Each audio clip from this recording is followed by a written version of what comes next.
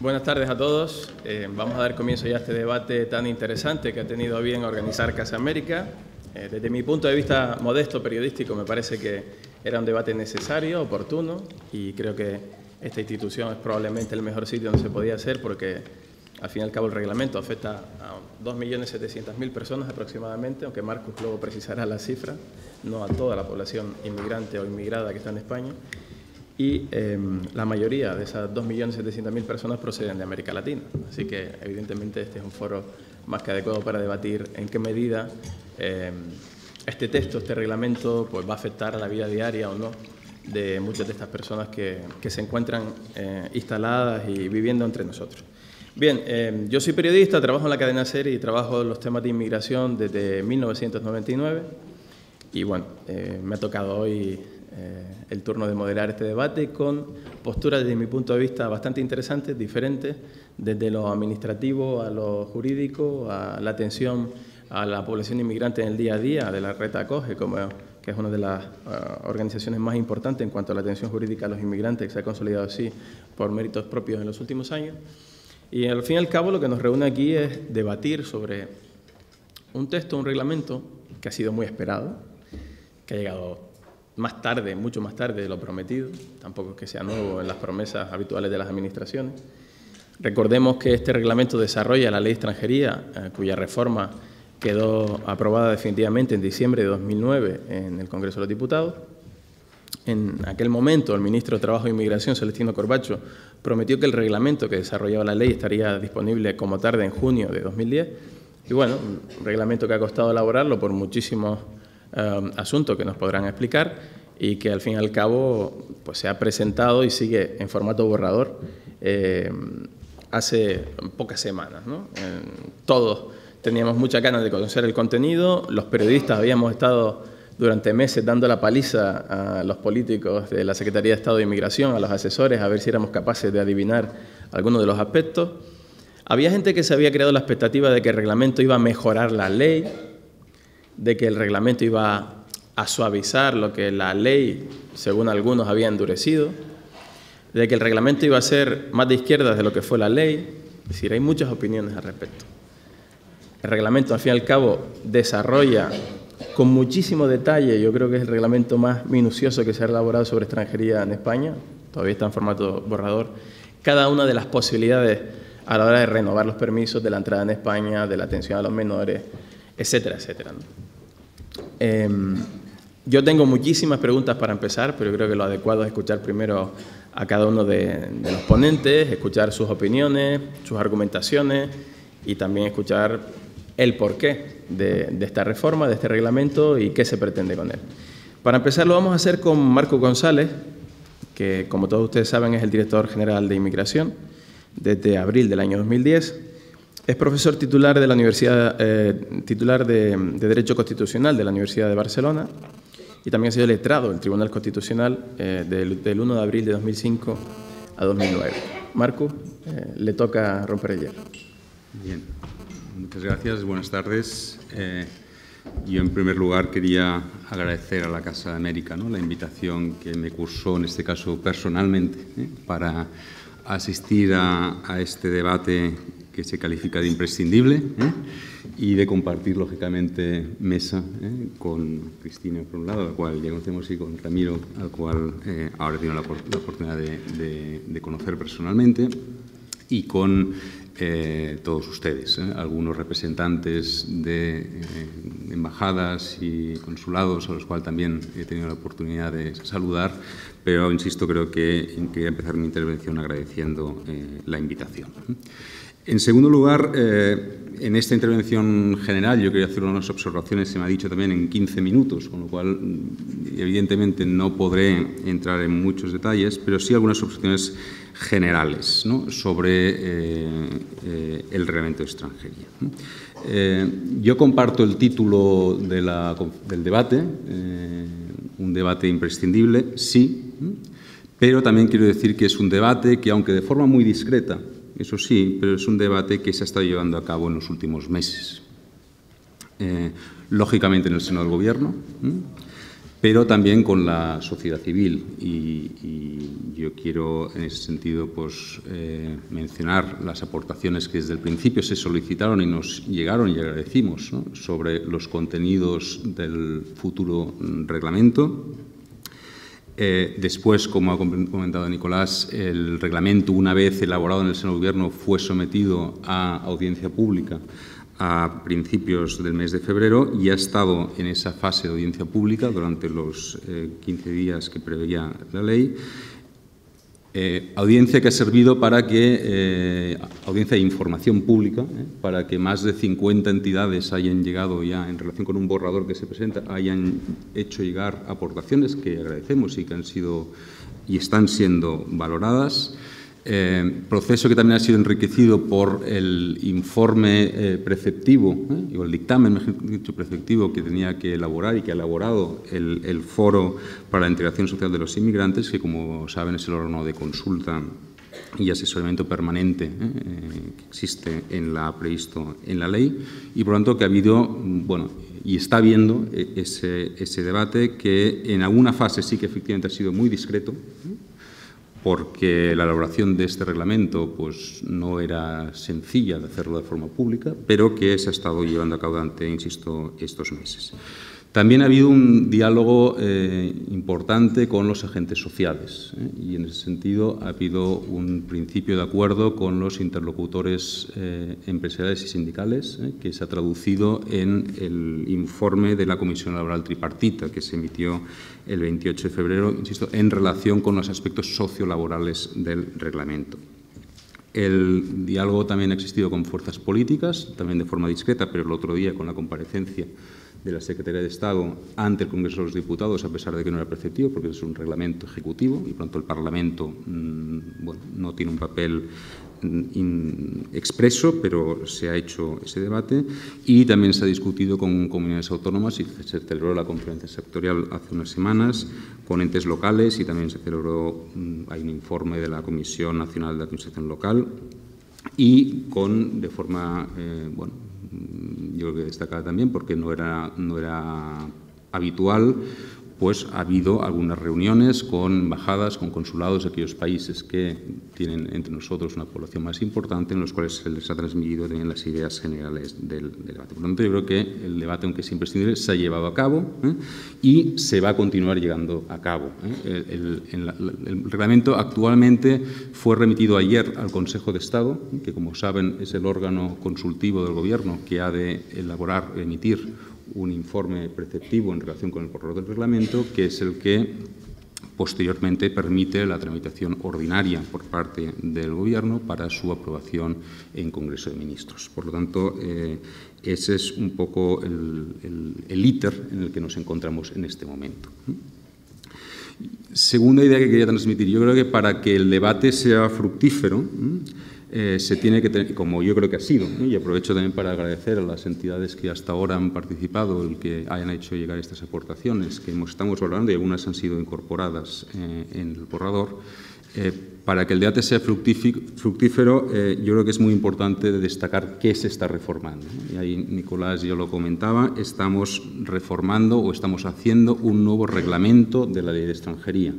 Por lo tanto, estamos desarrollando la ley, no estamos cambiando la ley, sencillamente porque no sería posible que desde el Gobierno se alterase la voluntad del Parlamento, de las Cortes Generales, que está expresada en la Ley de Extranjería que se pretende desarrollar.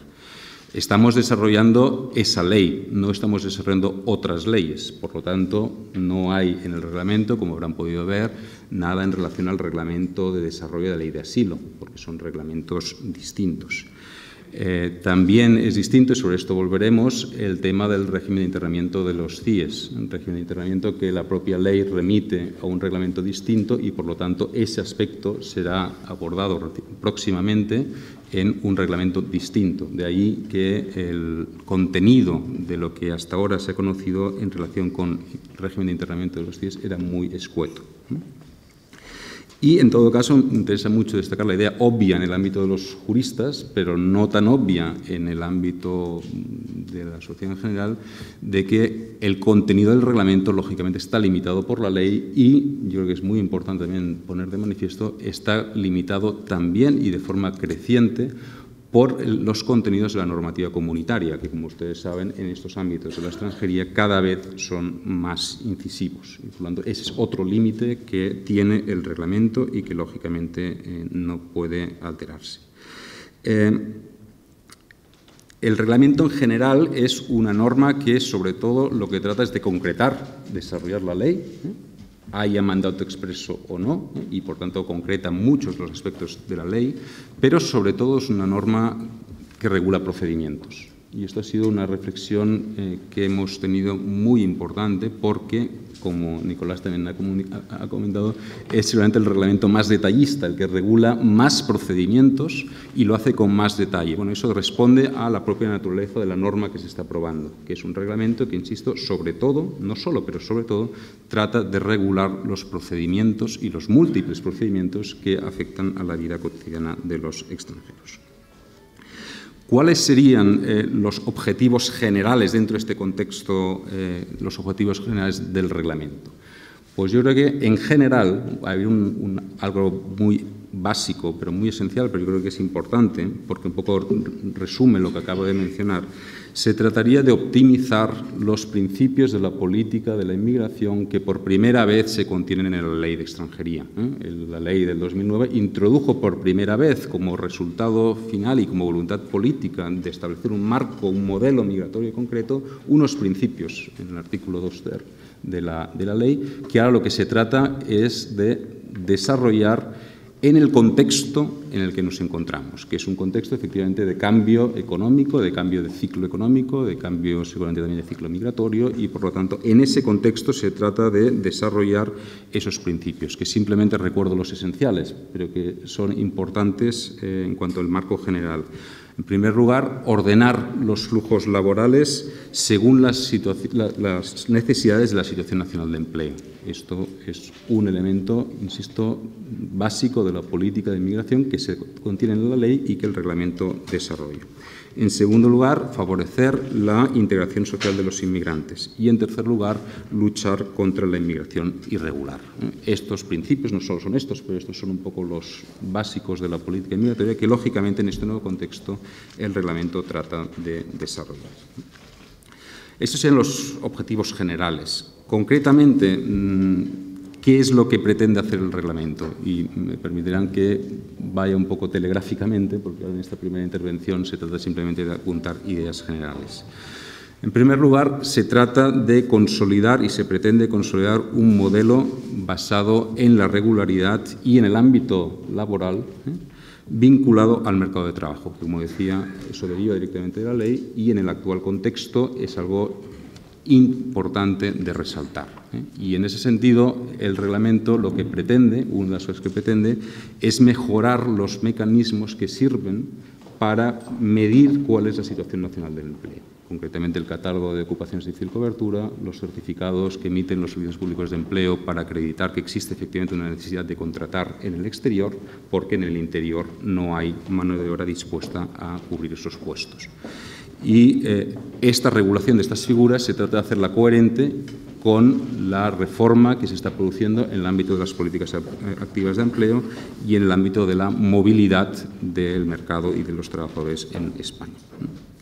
En ese sentido también se trata y se pretende introducir a través de muchas maneras reforzar un poco la cultura de la regularidad.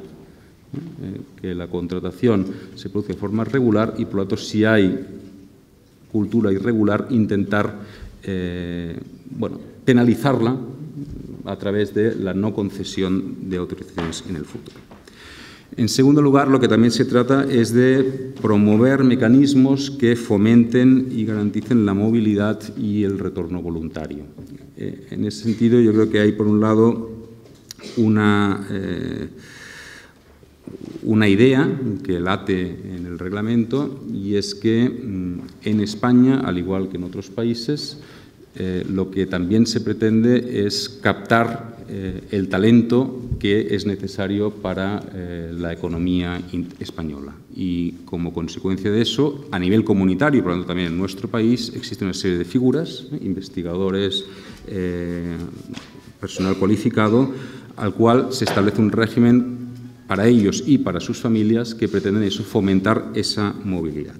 Y el otro aspecto que se trata también de introducir, y esto es novedoso en el reglamento, es recoger la realidad del retorno voluntario que se está produciendo en nuestro país. Y eso se recoge en el reglamento y se pretende regular no solo cuando ese retorno voluntario se produce dentro de un programa de retorno, normalmente vinculado a el desempleo, sino cuando se produce al margen de cualquier programa. Y eso se recoge y se establece una serie de requisitos y, sobre todo, con la idea de la circularidad, se establece cómo y con qué ventajas se puede retornar en un futuro, si se cumplen los requisitos para retornar, y cuándo y a través de qué mecanismos preferentes, tanto en el tiempo como en la situación nacional de empleo, etc. Después podríamos entrar en ese punto. En tercer lugar, lo que el reglamento también pretende, y esto creo que es una idea muy importante, es proporcionar a través de su contenido mayor rigor, mayor transparencia, mayor objetividad a los procedimientos de extranjería. En definitiva, se trata de aportar más seguridad jurídica en la gestión de unos procedimientos que hasta ahora estaban regulados de forma seguramente insuficiente y que, por lo tanto, generaban cierta inseguridad y, y algunas, a veces, decisiones que no siempre eran coherentes, ¿no? Por parte de la Administración General del Estado. Todo ello se intenta mejorar, ¿cómo? Pues simplemente estableciendo con mucho detalle cuáles son los requisitos de cada uno de los procedimientos, cuáles son los medios de acreditar esos requisitos. También la idea de objetivar en la medida de lo posible algunos de los requisitos, y ya se ha hecho un esfuerzo importante, por ejemplo, en los medios económicos, de intentar decir cuáles son los medios económicos que se necesitan para reagrupar o para tener una primera residencia en el ámbito no lucrativo, por ejemplo, pero hay una idea de objetivación que responde a esa idea de dar transparencia, objetividad, seguridad jurídica. También se pretende, en ese sentido, coordinar mejor la actuación de la Administración General del Estado, por ejemplo, en la relación que existe entre las oficinas de extranjería que dan las autorizaciones y los consulados que dan los visados. Estableciendo quién controla qué, se intenta que en todos los procedimientos haya una actuación más coordinada y más ágil que evite discrepancias. Se impulsan las comprobaciones de oficio, porque también se trata de simplificar. Un poco la idea de que cuanto más artículo, más farragoso es, más requisitos. Esto se contrarresta con la idea de decir, no, hay más comprobaciones de oficio que hace las propias oficinas de extranjería. Se introducen las nuevas tecnologías también, con lo cual el mayor número de artículos no quiere decir que haya más obstáculos a salvar para obtener o solicitar los diversos permisos, ¿no?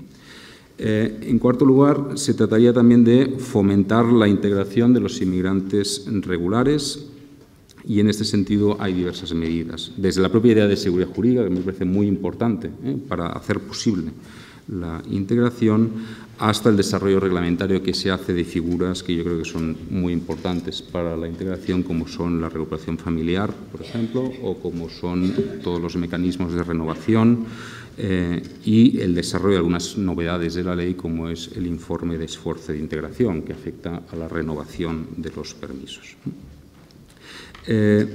También se trata y se pretende, a través de diversos mecanismos, fortalecer la colaboración con las administraciones locales y autonómicas, que yo creo que también son administraciones que tienen un peso importante en la gestión y en el día a día de la extranjería, y en ese sentido se prevé, por un lado, la participación de esas administraciones en los procedimientos que tiene que resolver el Estado, pues a través de determinados informes, y aquí simplemente citar, porque seguro que después abordaremos el tema, los informes de suficiencia de la vivienda o adecuación de la vivienda en el ámbito de la agrupación familiar o el informe en el ámbito del arraigo social para acreditar ese arraigo.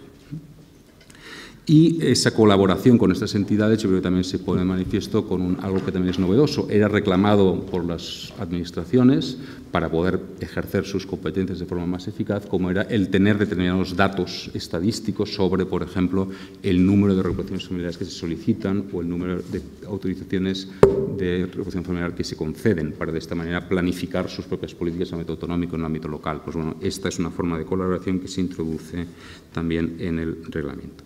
Y finalmente también se trataba de ser coherente con la ley y hacer un desarrollo reglamentario garantista en relación con algunas de las novedades que introducía la ley en relación con colectivos especialmente vulnerables. Y yo ahí simplemente quiero mencionar el tema de la violencia de género, las víctimas de violencia de género, que se hace un desarrollo reglamentario, yo creo, garantista de ese colectivo y de su especial situación, y las víctimas potenciales de trata, donde también hay un desarrollo reglamentario en ese sentido. En conclusión, el reglamento lo que pretende no es cambiar el modelo migratorio, que eso deriva de la propia ley, lo que pretende es adecuarlo, desarrollarlo en el contexto en el que nos encontramos, y lo que sobre todo pretende también es contribuir a construir un modelo de gestión más ordenado, más integral, más concertado y más seguro desde el punto de vista de la seguridad jurídica para el sector o para el ámbito de la extranjería. Esas serían, insisto, las ideas principales que quería también trasladar en esta primera intervención. Gracias. Muchas gracias. La siguiente voz que vamos a escuchar es la de una organización que lleva muchísimos años atendiendo a los inmigrantes que primero llegaban a las costas de manera irregular. Era otra época, ¿verdad? La época de la llegada generalizada de personas en embarcaciones clandestinas a nuestras costas, y que poco a poco se ha ido ampliando en cuanto a su atención a las personas migrantes que viven entre nosotros. Es la red Acoge, que todos conocen muy bien y que es, para mí, que llevo muchos años en esto, es una de las figuras jurídicas más importantes a la hora de hacer un poco de voz de la conciencia, de Pepito Grillo, de lo que hacen las administraciones a la hora de regular administrativamente la inmigración. Es Cristina Olmedo, ella es coordinadora del área jurídica de la Federación de Red Acoge desde octubre del año 1995, y para mí un detalle importante, es representante de la Red Acoge en la Comisión Jurídica del Foro para la Integración Social de los Inmigrantes. Cuando quieras, Cristina. Bien, buenas tardes. Lo primero, agradecer a la Casa de América la invitación a la participación de esta mesa y, bueno, pues en la que estoy encantada de participar.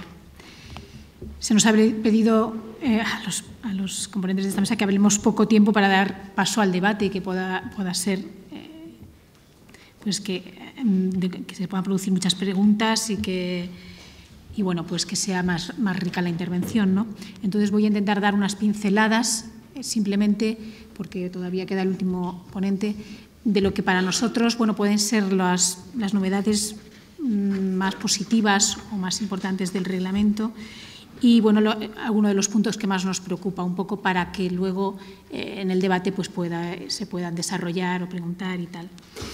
Lo primero que quiero resaltar y que, como ha comentado Marcus, es a la hora de analizar el contenido de este texto, es que se trata de un reglamento ejecutivo, de una ley orgánica, o sea, que no se trata de cambiar, como dice Marcus, la ley, sino de desarrollar esa ley, y por el principio de jerarquía normativa nunca podría contradecir la ley. Aunque no estuviéramos de acuerdo con esa ley, se trata de un desarrollo reglamentario. Y tampoco tenemos que olvidar que se trata de un borrador que además, como ha comentado también Marcus, ha sufrido modificaciones pues, tras los acuerdos con la mesa de la Comisión Laboral Tripartita, de los sindicatos y patronal, y que incluso puede ser que no sea ya el mismo borrador que tenemos nosotros encima de la mesa. Queremos también pensar que tras el dictamen del Foro para la Integración Social de los Inmigrantes, del que nosotros formamos parte, también ha habido más cambios en este borrador, con lo cual os lo comento para que lo toméis pues eso, con pinzas de lo que se comenta y de lo que al final quedará de este borrador de reglamento. Y sobre todo también teniendo en cuenta que muchas veces no se puede hacer una valoración del contenido de una norma hasta que no se ve la ejecución práctica de esa norma. Muchas veces nos hemos adelantado a valorar una norma y luego en la ejecución práctica pues se ve que era mucho más favorable de lo que pensábamos o mucho más negativa de lo que pensábamos. Con lo cual, desde esa perspectiva es de la que quiero que se valoren pues los puntos que voy a plantear. Algunos puntos que consideramos favorables. Pues el esfuerzo que se ha realizado para homogeneizar procedimientos, clarificando requisitos y documentación a presentar. Es verdad que se ha hecho un esfuerzo muy grande en este reglamento para clarificar estos procedimientos. Como se ve, es un reglamento mucho más amplio que el reglamento anterior. Parece que se ha querido meter todo lo que estaba en orden ministerial desarrollado, se ha querido meter en el reglamento y esperamos, de verdad esperamos, que esto beneficie en una seguridad jurídica mayor. Sobre todo teniendo en cuenta lo que era la práctica administrativa en materia de extranjería, que todos conocemos y que ha dado lugar a diversas interpretaciones de los órganos competentes de extranjería, diversos, variados y hasta arbitrarios, que es una de las cosas que más la red acoge en uno de los últimos informes que realizó había puesto de manifiesto. Como ejemplo de esto, pues como se puede mencionar pues por fin que se especifiquen los medios económicos necesarios para poder tramitar la reagrupación familiar, los gastos de estancia de un estudiante, la residencia temporal no lucrativa, todos ellos estimados a partir de lo que es el IPREM, aunque en algunos casos nos puedan parecer excesivos, como en el caso, por ejemplo, de la reagrupación familiar, aunque parece que en este caso ya ha sido objeto de negociación con la Comisión, con sindicatos y patronal, ¿no? Y que parece que se ha bajado un poco el tanto por ciento que se exigirá para la reagrupación familiar, ¿no? También se valora positivamente que el borrador introduzca la posibilidad, por ejemplo, de sumar los ingresos del cónyuge o pareja de hecho a la hora de solicitar una reagrupación familiar. O sea, no solo los del reagrupante o el que solicita la reagrupación, sino del cónyuge o la pareja de hecho, que se puedan sumar estos ingresos. Por ejemplo, también el establecimiento de medidas que permitan la efectiva protección de las mujeres inmigrantes víctimas de violencia de género o de trata. Creemos que se ha hecho un esfuerzo en desarrollar estas medidas con la excepción de que se sigue por muchas noticias que han aparecido en prensa y tal, interpretaciones que parece que se han hecho de que no se ha modificado el hecho de que se pueda seguir incoando un expediente de expulsión a una víctima que va a denunciar, que parece que está en trámite parlamentario el hecho de que esto se vaya a modificar. Pero tal cual está el reglamento todavía existe esa posibilidad. Lo que sí se ha regulado que nos parece positivo es la posibilidad de que estas personas, desde el momento en que solicitan, desde el momento en que existen indicios de esta violencia o existe una orden de protección, se les conceda y soliciten una autorización de residencia por circunstancias excepcionales, se les conceda provisionalmente una autorización y luego, una vez que haya sentencia en la que se acredite que existe condenatoria o en la que se acredite que ha sido víctima, que se le conceda una residencia por circunstancias excepcionales de 5 años. Esto nos parece importante a efectos de salvar todos los problemas que encontrábamos en las renovaciones de estas personas. Bueno, pues en el mismo sentido para las víctimas de trata.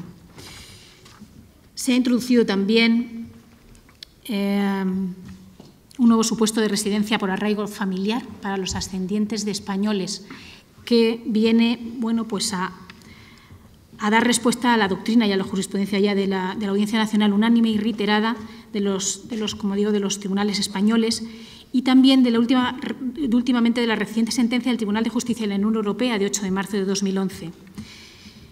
En este sentido, se había estado pidiendo desde todas las organizaciones sociales que, en base a esta reiterada jurisprudencia, se pudiera documentar a los padres de español, de menor español, cuando es el menor el que vive a cargo de los padres y que se encuentran en situación irregular. Se han incluido como un nuevo supuesto de arraigo familiar. Sí que no nos parecen que no es o inapropiado como uno de los requisitos que se introducen, que es el requisito de convivencia. Se introducen 2 requisitos, la convivencia y el estar a cargo del extranjero, que el menor esté a cargo y que conviva con el extranjero.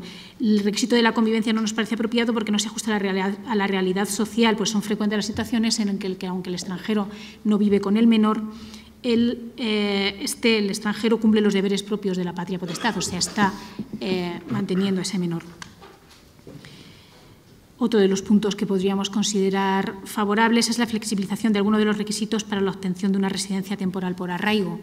Es verdad que se han flexibilizado, por ejemplo, en el arraigo laboral, el hecho de tener que acreditar la relación laboral ya no de un año, sino valdría con 6 meses.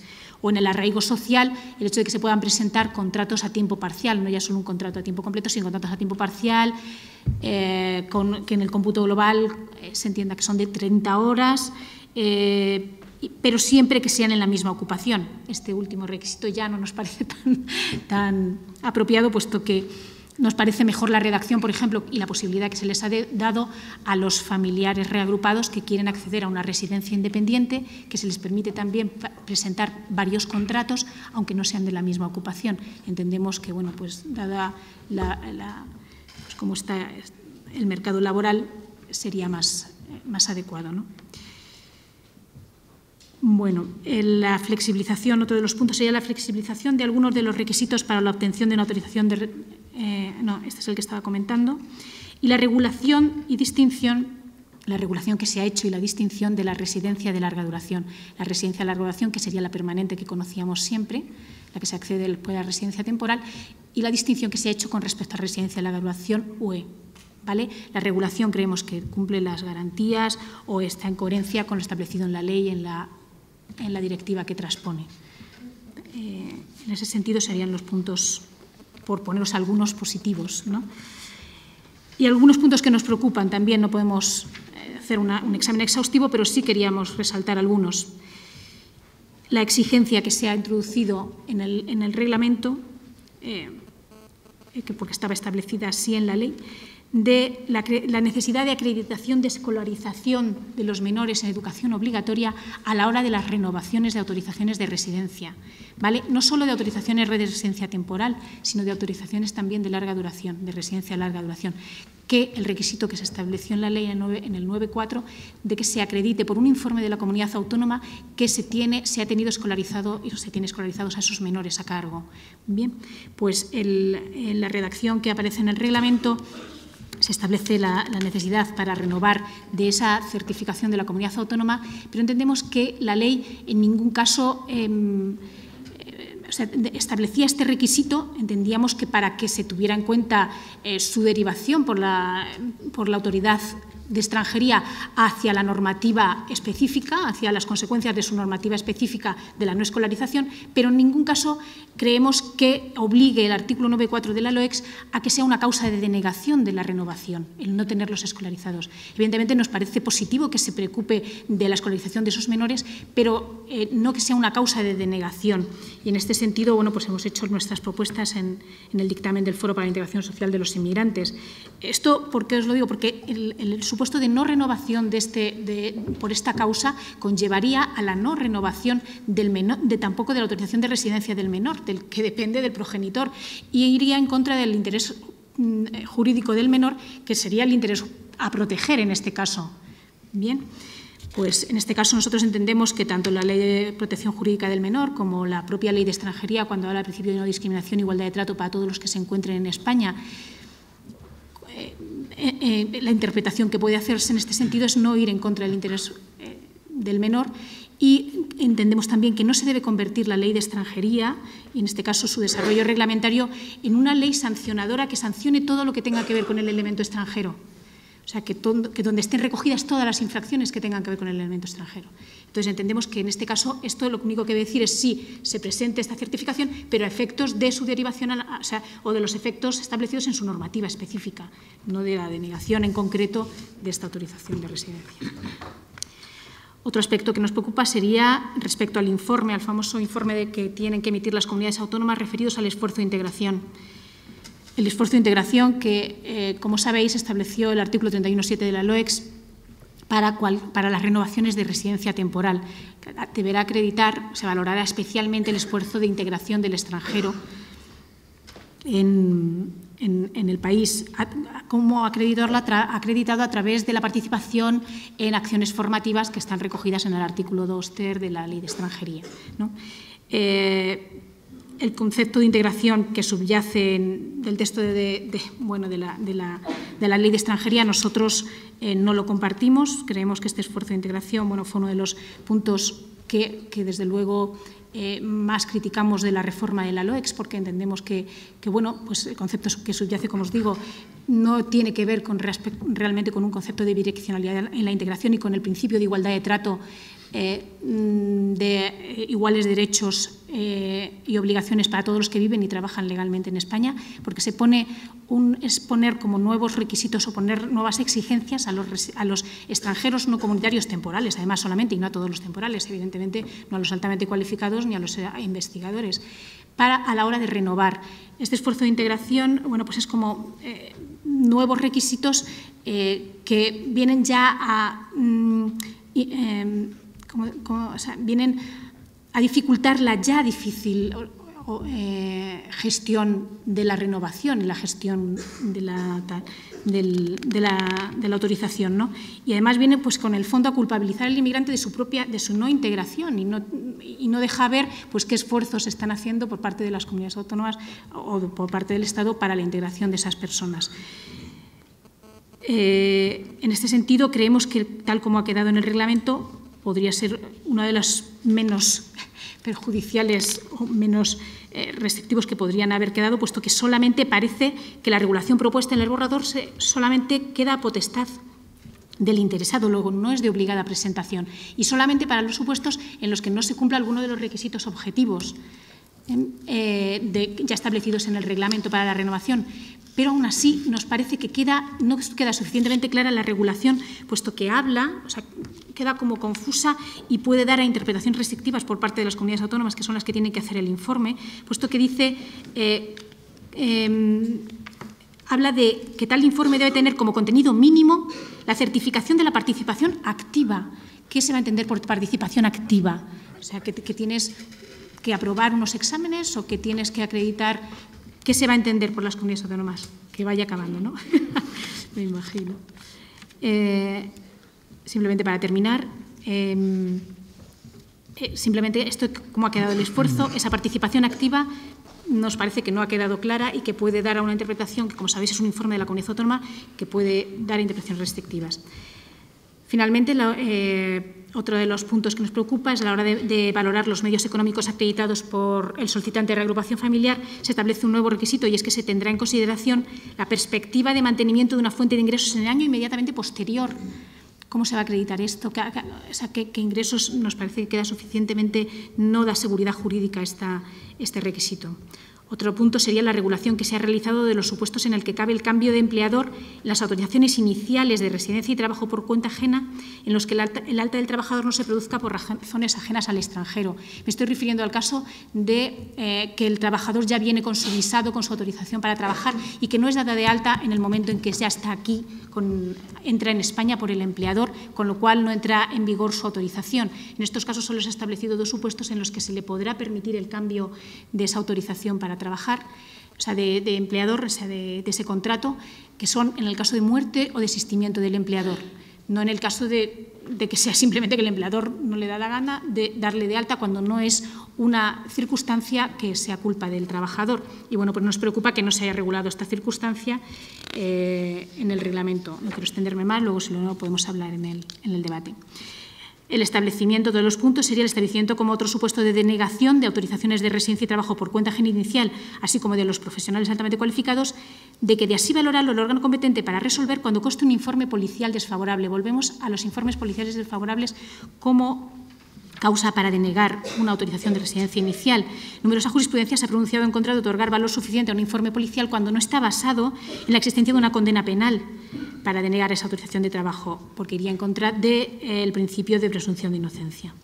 Otro de los puntos sería el hecho de que no se haya recogido exactamente, correctamente en el artículo 71, lo establecido que es el que habla de las renovaciones de las autorizaciones de residencia y trabajo por cuenta ajena, lo establecido en la ley, en el artículo 38.6, respecto a los supuestos en los que se renovarán las autorizaciones de residencia y trabajo. Creemos que es más restrictivo, podemos hablarlo también en el debate. Y, por último, lo recogido en el artículo 122.4, que se refiere a las autorizaciones de residencia por arraigo y a la posibilidad que se le da. O sea, es verdad que he dicho antes que positivamente se ha flexibilizado algunos de los requisitos, pero luego en el punto 4 se da la posibilidad a que por orden ministerial posterior al reglamento se pueda modificar los requisitos establecidos para el arraigo social, ya no por un Real Decreto, ya no por una modificación del reglamento, sino por una orden ministerial del Ministerio de la Presidencia a petición, a propuesta de los titulares de Interior y de Trabajo e Inmigración. Esto nos parece que es uno de los puntos que no debería quedar así, pues que creemos que para mayor seguridad jurídica y sobre todo con las garantías de que hay un informe del Consejo de Estado cuando se trata de un reglamento, pues se debe hacer siempre por reglamento y no por orden ministerial. Y nada más. Muchísimas gracias. Muchas gracias, Cristina. Bueno, es difícil aprovechar 17 minutos en un análisis tan pormenorizado, pero la verdad que lo ha conseguido. Esta tarde, una de las noticias que ha surgido de los medios de comunicación ha sido el toque que ha dado Naciones Unidas al Gobierno de España por las redadas, la práctica de identificar y llevar a los inmigrantes por su aspecto a los centros de internamiento que hay en nuestro país. Práctica que desde el Ministerio del Interior se niega, pero que bueno, creo que cualquiera que viva en una ciudad como Madrid puede observar a diario, ¿no? Esas personas acaban en los centros de internamiento de extranjeros y hoy me parece que es una oportunidad muy interesante escuchar al juez que se encarga de controlar el funcionamiento del Centro de Internamiento de Extranjeros de Madrid y de Aluche, don Ramiro García de Dios Ferreiro, porque habitualmente no se prodiga mucho en los escenarios públicos y ya nos gustaría tenerle como fuente en los mediáticos, pero bueno, sí que creo que todos tendríamos mucho interés en escuchar su visión de este reglamento, qué espera del famoso segundo reglamento o apéndice del reglamento que tiene que ver con los centros de internamiento, si nos puede arrojar, por ejemplo, algo de luz sobre qué va a pasar con las posibles víctimas de trata, cómo identificarlas, que es otro de los temas que siempre se discuten a la hora de cuando llegan estas mujeres a los CIES, cuándo sacarlas de allí. En definitiva, es un hombre con muchísima experiencia en el área de extranjería, ha sido coordinador de la sección territorial de Madrid de la Asociación de Jueces para la Democracia, ha sido miembro del Secretariado de Jueces para la Democracia y responsable del área de Relaciones Internacionales y miembro del Consejo de Dirección de la Asociación Europea MEDEL, Magistrados Europeos por la Democracia y las Libertades. Ha impartido conferencias en España y en diferentes países y creo que será muy interesante escucharle, cuando quiera. Bueno, agradecer a la Casa de América y concretamente en la persona de Amparo García Estebaranz, porque quien tenía que haber estado aquí era Ramón Sáez Valcárcel y él no ha podido y Amparo, pues amabilísimamente me ha aceptado como sustituto, lo cual agradezco y también quiero decir que ello me ha obligado a realizar un esfuerzo en relación con el borrador del reglamento, porque claro, de repente me he encontrado con un monumental, bueno, no sé, bueno, ¿qué les voy a decir? 200 y pico artículos, 20 y tantas disposiciones adicionales. Algunos artículos llegan a tener 3 o 4 páginas y son realmente agotadores incluso en su lectura. Entonces, claro, ¿cómo iba yo a empezar esta reflexión? Porque a la reflexión y consideración que iba a tratar de exponer ante ustedes, pues la había articulado en 6 apartados distintos, pero me va a ser imposible. Entonces, voy a comenzar simplemente por la primera parte de lo que tenía pensado, aunque es cierto que voy a hacer hincapié también en la ausencia de regulación de los CIES en el borrador de reglamento, aunque comparta o pueda compartir con Marcos González, el director general, lo que dice la ley, pero ya no tengo, diríamos, por lo menos argumentos suficientes para poder, diríamos, coincidir en que toda la materia asistencial de los CIES no hubiera sido regulada en el reglamento. Yo puedo entender que en el reglamento que el Ministerio del Interior, diríamos, con tanto celo y secreto, pues pretende llevar en exclusiva, pues puedo entender que la parte de regulación policial, pues bueno, pues muy bien. Pero la parte asistencial no entiendo por qué el reglamento ha desaprovechado para una oportunidad que además le brinda la ley, porque el reglamento, toda la materia, por ejemplo, de servicios asistenciales en materia sanitaria, asistencia social, asistencia cultural, asistencia de ocio, bibliotecas, etcétera, lo podría perfectamente regular y lo podría perfectamente determinar para exigir que se cumpliera. Es decir, se podría después, el Ministerio del Interior que hiciera después su reglamento y tendría que sujetarse a esas disposiciones del presente reglamento de desarrollo de la ley. Esto es lo que pienso. Pues probablemente estaré desacertado porque ya se sabe que cuando se mueve uno en concepciones lo más garantistas posibles, pues indudablemente choca con la realpolitik. Yo comenzaré por recordar que un reglamento como disposición de rango inferior a la ley no puede introducir limitaciones o restricciones no previstas en la ley. Y digo lo de limitaciones o restricciones en un sentido amplio, porque evidentemente por vía de reglamento se pueden desarrollar y concretar en plano garantista los conceptos indeterminados, que son muchos, que contiene la ley. Es decir, por vía de reglamento se podía haber profundizado en el desarrollo de los conceptos indeterminados. Fundamentalmente, ¿para qué? Para evitar la arbitrariedad y la discrecionalidad no reglada de los agentes públicos. Si perdemos esta perspectiva de vista, nos confundimos, aunque yo pueda coincidir con el director general, en que evidentemente un reglamento no puede superar a la ley en el sentido de ir en contra de la ley. Y lo digo porque además, desde el punto de vista judicial, ya saben ustedes que la Constitución nos otorga el poder de no aplicar los reglamentos cuando se estiman que son contrarios a la Constitución, a la ley o al principio de jerarquía normativa. Así nos lo dice el artículo 6 de la Ley Orgánica del Poder Judicial. Y además, los jueces y tribunales tenemos el deber de interpretar y aplicar los reglamentos según los principios y los preceptos constitucionales y conforme a la interpretación de los mismos que resulten de todas las resoluciones dictadas por el Tribunal Constitucional en todo tipo de procesos. Lo ordena el artículo 5.1 de la Ley Orgánica. En la tarea de interpretación judicial, las normas relativas a los derechos fundamentales y a las libertades que la Constitución reconoce, las tenemos que interpretar de conformidad con la Declaración Universal de Derechos Humanos, los tratados y acuerdos internacionales sobre las mismas materias ratificados por España, ya que así lo impone el artículo 10.2 de la Constitución española. Y esto lo quiero resaltar porque también en la interpretación judicial podemos encontrarnos con que muchas normas reglamentarias no solo violan la ley, sino que se separan de la doctrina tanto del Tribunal Constitucional como, por ejemplo, del Tribunal Europeo de Derechos Humanos o del Tribunal de Luxemburgo.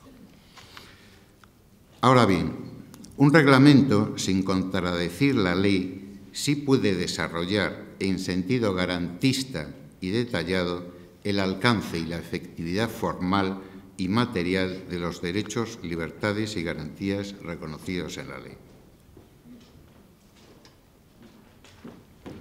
Y por ello estimo que un reglamento puede y debe simplificar los trámites de aplicación procedimental, ofreciendo claridad y sencillez. Debe, asimismo, desarrollar y concretar el ámbito de los conceptos jurídicos indeterminados a favor de los administrados, de acuerdo con los principios no solo que informa la legislación de extranjería, sino que derivan, por ejemplo, del principio de no discriminación y del principio de igualdad de trato. Y, asimismo, deben de evitarse las interpretaciones extensivas por vía reglamentaria de las normas sancionadoras o limitativas de derechos.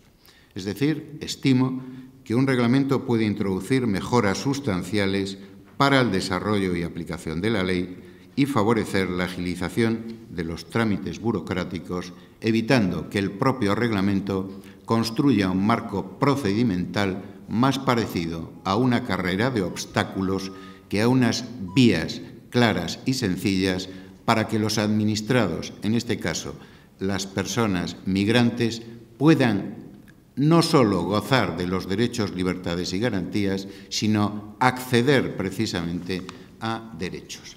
Y cuando hablo de derechos, me estoy refiriendo efectivamente a derechos humanos universales y a derechos fundamentales, que es distinto, y Marcos González lo sabe mejor que yo, y no podemos entrar en esa distinción, pero que yo entiendo que la legislación española debería acomodarse más precisamente al principio de universalidad de estos derechos. En resumen, y por ejemplo, el concepto de arraigo, a mi juicio, se puede regular en sentido extensivo garantista para favorecer la regulación por arraigo, o se puede regular en un sentido restrictivo o limitado con requisitos que van a hacer o van a dificultar o van a imposibilitar realmente la regularización por arraigo. Es cierto, como ha dicho Cristina, que será la práctica concreta la que después nos diga si el borrador del reglamento va a posibilitar que las vías de arraigo sirvan para la regularización. Es cierto, pero hay que estar muy atentos a cómo el borrador del reglamento, en mi modesta opinión, no facilita precisamente la regularización por arraigo. Y creo que el reglamento, además de abrir las vías a la concreción garantista de la norma legal y, por lo tanto, a la aplicación antiburocrática de la norma, debe de configurar esos requisitos, procedimientos y trámites desde una perspectiva óptica que garantice la primacía de la efectividad de los derechos y libertades y las garantías de los inmigrantes y de su integración social. Que también aprovecho a decir, tal como ha indicado Cristina, que los procesos de integración tienen que ser necesariamente bidireccionales. Si no, estamos perdiendo el tiempo y a lo máximo que podríamos llegar es a pretender una asimilación o a pretender algo, en mi opinión, ciertamente inaudito, como me he encontrado en la lectura del borrador del reglamento, y lo digo en el sentido mejor de la palabra, inaudito, podría decir también perplejidad, ¿no? Porque ya sé que son informes potestativos, pero claro, es peligroso esto de, no sé, es que yo no lo acabo de entender, que un inmigrante, valores constitucionales, bueno, lo puedo entender, pero resulta que habla de valores también de la Unión Europea. Me acabo de enterar que los valores de la Unión Europea son distintos de los valores constitucionales españoles. Y después me acabo de enterar también que los valores de las comunidades autónomas también son distintos de los de la Constitución española y de los de la Unión Europea. Claro, a mí esto me recuerda un poco una vuelta a las distintas categorías de ciudadanos de la vieja Roma y Grecia, en que según las categorías de cives, libertos, etcétera, tenían que tener distintos requisitos para lograr la plena integración. Yo, honradamente, en esto ya ven que hago una crítica un tanto irónica, pero lo quiero decir también por otra cuestión, que es algo que conviene no llamarnos a engaños. De una mala ley no puede salir un reglamento bueno. Un reglamento no puede hacer buena a la ley. Y cuando utilizo el término mala ley, que me refiero obviamente a la vigente tras sus atormentadas 4 reformas, no me refiero a una ley mala en el sentido de falta de sistemática, de mala redacción, no. Me refiero a la visión de las políticas de inmigración que subyacen en la Ley 4/2000. Son, bueno, más que políticas de inmigración, en mi modesta opinión, lo que me enseña la lectura de las 4 reformas es que con la inmigración se ha hecho política electoral, se va a seguir haciendo política electoral con la inmigración y por lo tanto, se abandona las políticas de derechos y las políticas de igualdad en derechos, aun cuando se piense que ciertos elementos básicos conectados con la sanidad, la educación, la vivienda, etcétera, el trabajo, se prefiguren como si fueran los únicos elementos que facilitaran la igualdad en derecho. Son, diríamos, requisitos ciertamente imprescindibles, pero si se rompe el principio de igualdad en derechos y se ahonda en el principio de discriminación, se ahonda, la consecuencia, ¿cuál es? Que se aboca a una visión utilitarista, a una visión de tipo instrumental, a una visión securitaria y de sospecha de la inmigración. ¿Esto qué hace? Que a lo máximo que el legislador llega es a reconocer al inmigrante como trabajador útil y necesario mientras no sea útil y necesario. Y claro, ocurre que cuando acontecen esos fenómenos llamadas crisis de mercado o crisis cíclicas, el inmigrante deviene en inútil o innecesario, sobra, y por lo tanto se abren las vías para el fomento del retorno forzado o voluntario o las expulsiones de los que caen en la irregularidad. Esta es mi visión y después pues trataré de desarrollar algunos puntos más concretos.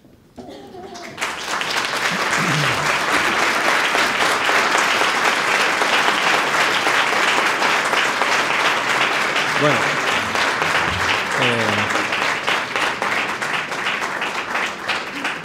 ya se han fijado las posturas, hay muchísimos elementos sobre la mesa muy interesantes, algunos argumentos más agitadores que otros. Y bueno, como tengo la posición privilegiada, voy a empezar yo con las preguntas. Por alusiones al director general de Inmigración y después de lo que ha dicho el magistrado, ¿por qué no se ha incluido en el mismo reglamento la materia que regula los CIES? ¿Y por qué, en la medida que usted me diga, bueno, es que Interior está elaborando su documento, ¿por qué se tarda tanto en hacerse público? En primer lugar, yo quería expresar como idea general que comparto gran parte de las cosas que se han dicho aquí. Por algunas, lógicamente, discrepo, pero en general, bueno, coincidimos en bastante los aspectos. Solamente será cuestión de después de entrar, si podemos, en los detalles de ver hasta qué punto pues, hay un límite legal en una figura o no, o si el arraigo es un derecho o no es un derecho, o si se han extendido, o se han concretado los conceptos jurídicos indeterminados o no, ¿no? Pero contestando al tema de CIES, la idea ahí importante a transmitir es que el gobierno que aprueba los reglamentos es el mismo. Es un único gobierno, que, por lo tanto, hace uno o dos reglamentos según los criterios que considere oportunos. Pero, insisto, aunque el impulso de un reglamento corresponda, en el caso de CIES, a Interior, es el mismo gobierno el que aprueba los dos. Y, lógicamente, el contenido de esa regulación es un contenido que tendrá que respetar, como es obvio, las previsiones que introdujo la ley como gran novedad en cuanto a derechos de los internos. La idea ha sido, y eso deriva una idea, insisto, del propio legislador, que es el que previó dos reglamentos distintos, era simplemente separar lo que es el régimen interno de CIES de lo que es la regulación general de la ley de extranjería. Hubiese sido posible, como decía el magistrado, pues intentar poner el tema de asistencia social en un reglamento y el tema de régimen interno en otro, pero coincidirá conmigo en que las dos cosas están muy relacionadas, porque la asistencia social, el cómo se preste asistencia social, afecta también al régimen interno. Por lo tanto, ahí la línea de división no ha estado clara y por lo tanto lo que se ha optado es, y esto ha sido una cuestión que aparece así en el reglamento que actualmente se ha sometido al Consejo de Estado, es hacer una separación clara. Lo que sean las causas de internamiento derivadas de la propia ley de extranjería del Código Penal, esto está en el reglamento de extranjería. Todo lo relacionado con el régimen interno, incluyendo servicios sanitarios, asistencia social, estará en ese otro reglamento que ya existe un borrador y reglamento que se aprobará siguiendo el procedimiento que ha seguido este. Por lo tanto, y que se aprobará en fechas próximas. Eso ha sido un poco la idea de separar las dos cosas, porque si no cualquier otra división era difícil de hacer. No sé si entro en otros temas o... Si quieres, por alusiones de alguno de los otros ponentes. A ver, yo insisto en la idea de que en gran parte, sobre todo lo que eran las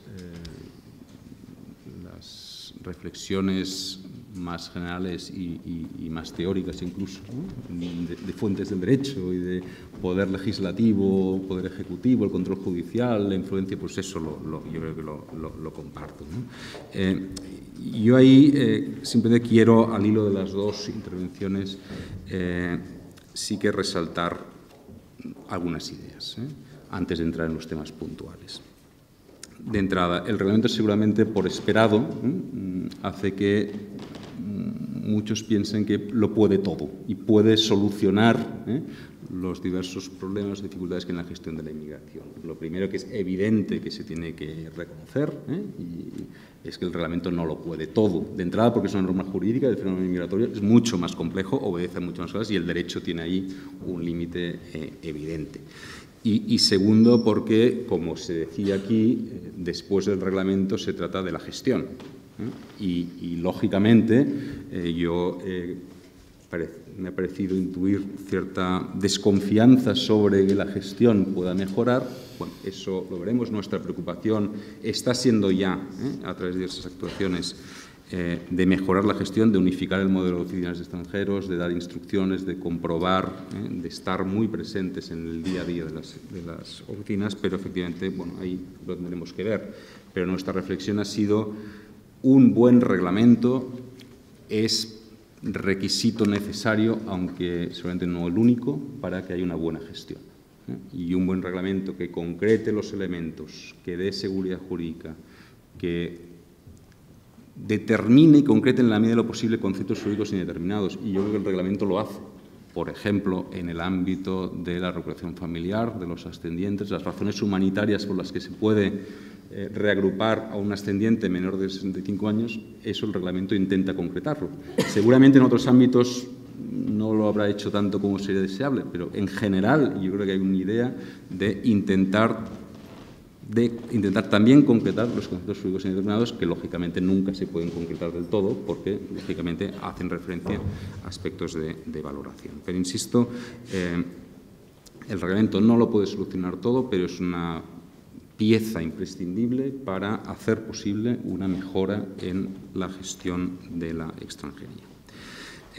Segunda reflexión general, insistir en la idea de que el reglamento tiene como límite la ley.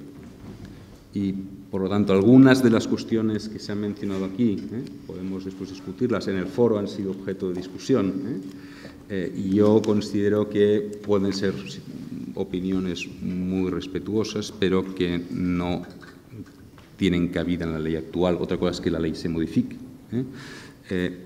La interpretación del informe de escolarización yo creo que es un requisito, no es algo que se pueda valorar. Es nuestra percepción de lo que es la ley.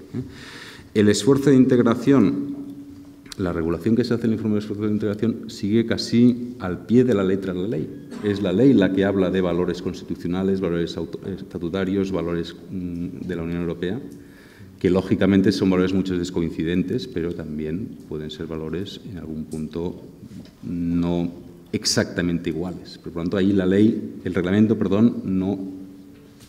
no hace nada más que reproducir en este punto la ley. Los temores que se planteaban, ¿no?, en cuanto a al uso que van a hacer las comunidades autónomas sobre el contenido de esos informes, bueno, en gran parte vienen, yo creo que, solventados por la propia regulación reglamentaria de esos informes, que son un contenido mínimo, y sobre todo por un aspecto que a mí me parece que es clave, que es que la valoración de esos informes corresponde a la Administración General del Estado. Por lo tanto, son informes que no son vinculantes. Y por lo tanto, esos temores, si existiesen, se podrían seguramente solventar por parte de las oficinas de extranjería, que son las que tienen que valorar esos informes en las renovaciones. Sobre esto, perdona, sí. Hoy Convergencia y Unió, bueno, el conseller de Inmigración a través de la Generalitat ha vuelto a insistir que el esfuerzo de integración en el informe tiene que ser determinante, ha dicho. Y el otro día, Carles Campuzano en el Congreso volvió a exigir un papel más importante al esfuerzo de integración. ¿Se arrepienten de haber incluido este aspecto en la ley o era absolutamente necesario para recabar los apoyos de Convergencia y Unió y aprobar la ley? ¿O creían ustedes en este informe? Porque si no es determinante, si no es vinculante, ¿por qué está en la ley o en el reglamento? Una pregunta. A ver, primero, esta es una decisión del legislador que en un momento dado decide la inclusión con un régimen jurídico concreto de ese elemento. No todo lo que se introduzca en el reglamento tiene que ser un requisito vinculante. Me refiero a las oficinas de extranjeros, cuando tienen que tomar una decisión sobre un elemento concreto, tienen que valorar cosas. Y lo tienen que hacer ellas porque es la Administración General del Estado la que tiene la competencia exclusiva en el ámbito de la extranjería. Y, por lo tanto, la idea de que el informe tiene que ser valorado por la Administración General del Estado es una idea que deriva directamente de la Constitución española. Otra cosa es que el peso que tengan esos informes sea determinante, sea muy importante, obligue a motivar, etc. Pero, insisto, no es posible en nuestro sistema constitucional que la Administración General del Estado deje de ejercer su competencia exclusiva en el ámbito del régimen jurídico de la extranjería. Retomando un poco otros aspectos que iban saliendo. Pero con brevedad, por favor, sí. para... Sí, no. Simplemente, en los otros aspectos que yo creo que no hay límite legal, y algunos de los cuales se han mencionado aquí, y que incluso el foro, ¿no?, ha hecho aportaciones en ese sentido, y yo simplemente, como el proceso no ha acabado, simplemente comentar que algunas de las cosas que ha comentado Cristina ya se han incorporado, bien porque han sido fruto de ese diálogo social. Me refiero al tema del alta en seguridad social, los supuestos por los cuales se puede cambiar de empleador, eso ya está incorporado, y también el tema de, por ejemplo, en regulación familiar, medios económicos, la preocupación que tenía el foro para, bueno, responder un poco más a algún problema de rigidez. Por lo tanto, este es un proceso que está abierto, y simplemente comentar que algunas de las cosas que se han dicho ya están recogidas en el borrador. Muy bien. A Cristina me gustaría preguntarle algunos de los aspectos que ha criticado o de los que ha planteado también algunas cosas positivas. Cuando se presentó el reglamento a los medios de comunicación, uno de los grandes titulares fue la posibilidad de que los reagrupantes de padres, es decir, reagrupantes españoles pudieran regularizar a sus ascendientes, y desde la Secretaría de Estado de Inmigración se insistió en que eran muy pocos casos, apenas 240, 250 casos, si no recuerdo mal, en los últimos años. Por tu experiencia diaria, ¿crees que son tan pocos casos y cómo analizas ese cauce? Bueno, pues nosotros no hemos contabilizado evidentemente los casos que hay, pero sí es cierto que muchas veces no se han presentado solicitudes porque, puesto que no estaba incluido en ninguno de los supuestos de arraigo, de regularización por arraigo, sabían que la denegación de esa solicitud conllevaría la obligación de salida, por lo tanto no se presentaban. Yo creo que hay muchos más de los que se ha podido estimar y, bueno, tampoco es un problema de número. Y al magistrado le quería preguntar una cosa clara. cada vez que se habla de los centros de internamiento de extranjeros, los colectivos más críticos en diferentes informes nacionales e internacionales dicen que llamarle CIE es un eufemismo y que se podría llamar cárcel. Desde su punto de vista, Tiano, ¿este centro de internamiento es asimilable a un centro penitenciario actualmente? Y si espera que con el nuevo reglamento eso cambie o no. Bueno, la pregunta es de un periodista excelente, claro, porque es un tema peliagudo. Vamos a ver. Cuando se denomina o se denuncia que los CIEs tienen un régimen o un sistema carcelario, es evidente que no se está diciendo que tenga el sistema de la regulación, por ejemplo, que tienen las prisiones, con un preso en primer grado que puede estar en aislamiento. No es eso. Yo lo que creo que sí tienen razón las críticas cuando dicen o denuncian que los CIEs tienen una estructura de régimen similar a un centro carcelario, es porque el sistema de ordenación de la vida interna es realmente regimental carcelario. ¿En qué sentido? Vamos a ver. ¿Me podría a mí alguien decir cuál es la razón en derecho y desde el derecho para que a los internos se les prive de los teléfonos móviles? Incomprensible. Si se quiere argumentar, como pretendidamente se pretende en algunos casos, diciendo que en los CIEs hay también personas que por vía de sustitución de condena, artículo 89 del Código Penal, entran en los CIEs, háganse módulos separados y no mezclen al mero inmigrante irregular con el condenado, que es una perversión absoluta del sistema. Bien. En segundo lugar, los CIEs, en mi opinión, y es preocupante la redacción, en mi opinión también, del borrador del reglamento en relación con el artículo concretamente 256, final del apartado 2, que dice literalmente: los citados servicios serán al menos equivalentes a los establecidos respecto a otras situaciones de internamiento reguladas en la normativa española. Yo conozco los CIEs, o sea, conozco la normativa de los CIEs, conozco la de las prisiones por la Ley Orgánica General Penitenciaria y el reglamento, y conozco también la regulación de los centros de menores. ¿A quién se está refiriendo aquí el reglamento? ¿No será que quiere asimilar a los CIEs a las prisiones al menos? Es decir, van a tener los CIEs al menos lo que tienen las prisiones. Reflexionen ustedes lo que esto quiere decir. Salvo que este enigmático artículo 256.2 pues quiera decir algo más de lo que yo estoy entendiendo que quiere decir.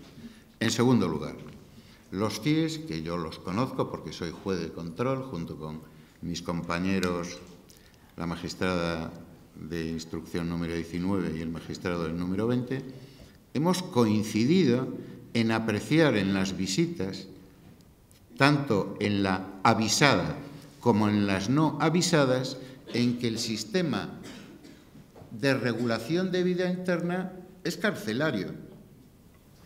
Lo hemos palpado. Hemos recibido multitud de quejas de internos por este tipo. Lo hemos visualizado. Es decir, y cuando digo visualizado les voy a contar algo que no es una anécdota. ¿Por qué se tiene que llevar el agente de policía la mano a la porra porque se acerquen dos internas a hablar conmigo? ¿Es que yo soy un peligro o son ellas las peligrosas para mí?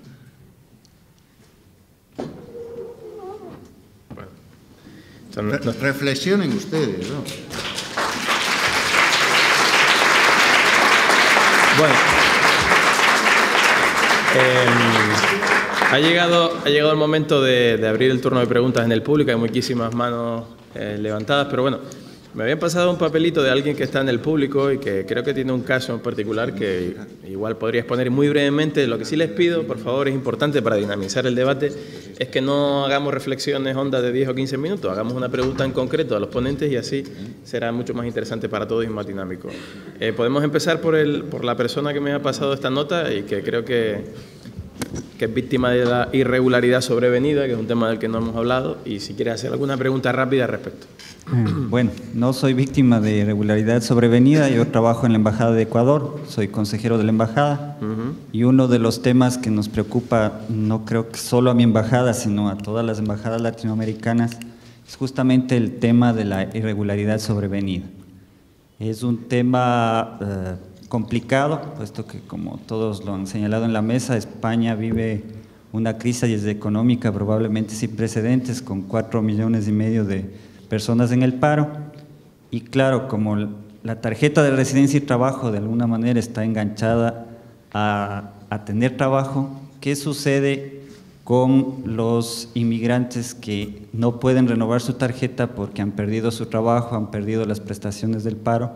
Y un poco volveríamos a lo que decía el magistrado. Entonces no creo que sea justo que las personas que vinieron a España de diversas nacionalidades tengan que retornar a sus países con una mano atrás y otra mano adelante, luego de haber pasado aquí los últimos 10 años trabajando en un modelo de construcción tal vez errado de una sociedad, porque el modelo de desarrollo, y ahora todo el mundo dice que era errado y que hay que cambiar de modelo en España, y no creo justo, así como lo ha dicho el magistrado, que tratemos a los migrantes de una manera solamente utilitaria. Entonces, yo en este sentido, yo creo que existe un profundo vacío en el reglamento que no ha sido tomado en cuenta. Probablemente los abogados de extranjería encontrarán la salida, porque para eso están los abogados, pero lógicamente en el reglamento ni en la ley no está el camino muy claro. La sobrevenida es un elemento que ya preocupó al Gobierno en el año 2009, en el cual ya se introdujo una reforma del reglamento de extranjería que hacía posible la renovación de los permisos de cuenta ajena precisamente en supuestos en los que pues, había caído en el desempleo o no se había prestado permanecido en activo todo el tiempo previsto. Eso, fruto del pacto social, eso fue un acuerdo de empresarios y sindicatos junto con el Gobierno. En el año 2009 se introdujeron unos elementos, unas causas de renovación del cuenta ajena que obedecían a ese problema. Pues bien, el actual reglamento ha mantenido, porque también en esto ha habido acuerdo social entre empresarios y sindicatos, estas regulaciones e incluso en algún punto ha introducido alguna matización que va en la misma línea. Por lo tanto, yo creo que ahí la renovación de cuenta ajena, 71 me dicen aquí, 71. Y lo que hay otro, y en todo caso también quiero dar la idea, antes se hablaba de retorno forzoso. Por favor, en ningún caso hay esa regulación de retorno forzoso. Lo que existe es una regulación que, respondiendo a lo que está siendo una realidad y también una regulación que existía en un decreto ley, contempla la posibilidad del retorno voluntario y que pretende, en su caso, responder a esa realidad, permitiendo en el futuro el regreso de una forma privilegiada. Por lo tanto, estamos hablando de cuestiones distintas. La caída en la irregularidad sobrevenida, al margen de intentar evitarse por la vía de las causas de renovación, también es una preocupación que existe en el reglamento y que nos ha llevado a evitar que por la presentación tardía de algunas solicitudes pues se cayese en la irregularidad. Y por eso se ha generalizado la posibilidad de presentar las renovaciones no solo antes de la caducidad, sino durante un periodo posterior a la caducidad. Por lo tanto, y la idea de simplificación, la idea de renovación, incluso medios tecnológicos, eso todo va un poco en la misma línea. Había pedido la palabra un momento el magistrado y luego seguimos con el turno de preguntas. No, era un poco por lo que ha dicho Marcus. Es cierto que me han oído todos que he dicho lo de retorno forzado. Y lo voy a explicar, porque claro, evidentemente lo tengo que explicar porque antes no pude argumentar. Si se cae en irregularidad sobrevenida, es cierto que cabe el retorno voluntario. Pero bueno, vamos a ponerle unas pequeñas comillitas en el sentido, bueno, me tengo que ir para evitar lo siguiente, que es donde yo me refería a lo de forzado. Si no me voy, me detienen, me meten en un centro de internamiento y me expulsan. Esto es lo que quería decir.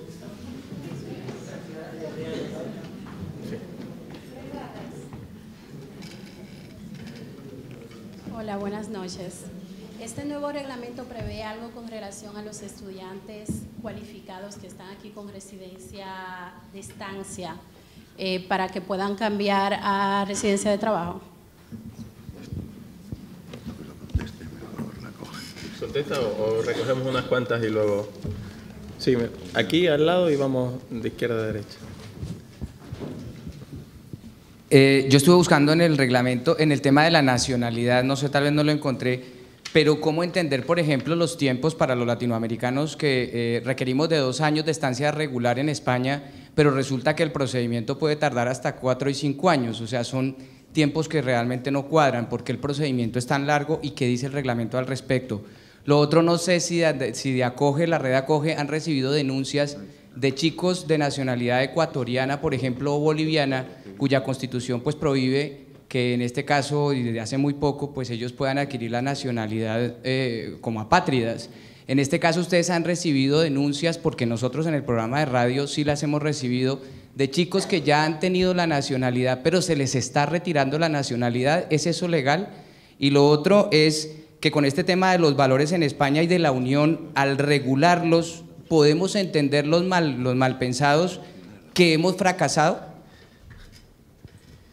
Por aquí en el medio. Sí. Hola, buenas tardes. Simplemente 2 preguntitas, en realidad es una. ¿Qué podemos hacer los vecinos cuando nos encontramos en nuestro día a día con una de estas redadas policiales que nadie ve, salvo todos aquellos que viajan en el metro?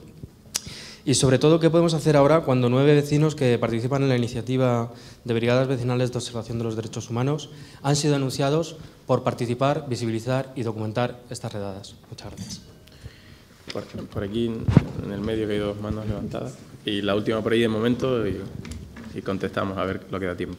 Bueno, yo soy Clara Redal, soy del Centro de Defensa y Estudio de los Derechos Humanos y creo que es imprescindible que se ponga sobre la mesa el por qué no se ha habilitado un proceso de regularización cuando se podía hacer, como se hizo con el anterior reglamento, que permitiera a la gente que se encuentra aquí en situación irregular regularizarse. También creo que cuando se dice que se pretende la regularidad, ¿cómo se entiende que se ponga una sanción de expulsión por mera instancia irregular? Bien, esto es algo que es una práctica habitual de la Administración. Mera estancia y trabajo irregular se convierten en una orden de expulsión, a pesar de que el Supremo ha dicho que no sería suficiente y que el reglamento podría explicitar que no sería causa la mera estancia y el mero trabajo irregular para tener una orden de expulsión. ¿Por qué se mantiene cuando se dice que hay que ajustarlo a las condiciones de trabajo, a las condiciones económicas? ¿Por qué se mantiene la exigencia de un contrato de la misma duración que el permiso para venir, para renovar, para reagruparse y para regularizarse por arraigo? Esto son declaraciones vacías si en la ley, en el reglamento, en la norma, lo que se pone es imposible de cumplir.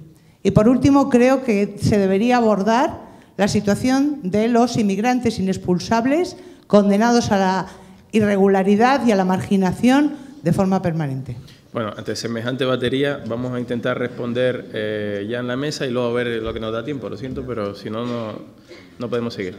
A ver, no sé quién quiere empezar. Tenemos la situación de los estudiantes,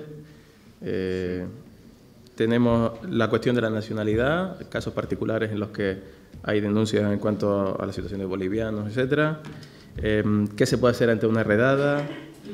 ¿Por qué no se ha abierto un nuevo proceso de regularización? ¿Los inmigrantes inexpulsables? Bueno, yo por alusiones al tema de la nacionalidad, cuando se produjo la modificación de la normativa de nacionalidad ecuatoriana, en el sentido de que ya no basta para adquirir la nacionalidad con valor de simple presunción en España con una no inscripción en el consulado. Es verdad que durante una temporada sí estuvimos recibiendo denuncias porque no quedaba claro desde cuándo entraba en vigor ese cambio, esa modificación de la normativa, y se estaban revocando esa nacionalidad con valor de simple presunción. Luego sacó Dirección General de Registro Notariado una instrucción aclarando desde qué momento se entendía y qué solicitudes de esa nacionalidad estaban fuera o dentro de ese cambio normativo, y parece que el tema se aclaró. Desde entonces no me han llegado muchas más denuncias. Fue sobre todo en ese tramo de tiempo que, como digo, no quedaba claro desde cuándo entraba en vigor ese cambio de normativa y cuándo se aplicaba en España.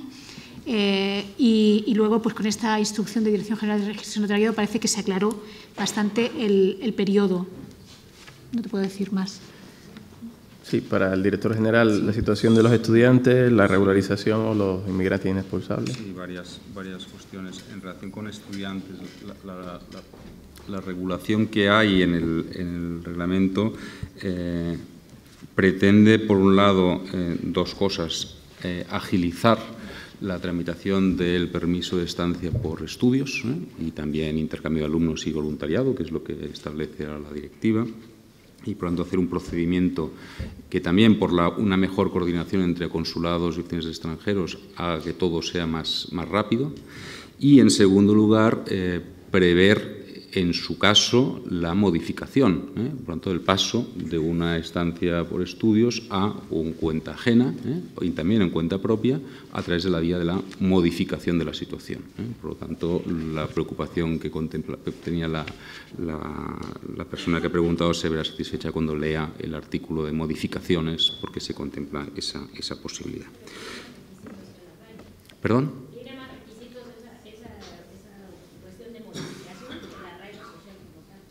Sí, ¿no? Evidentemente.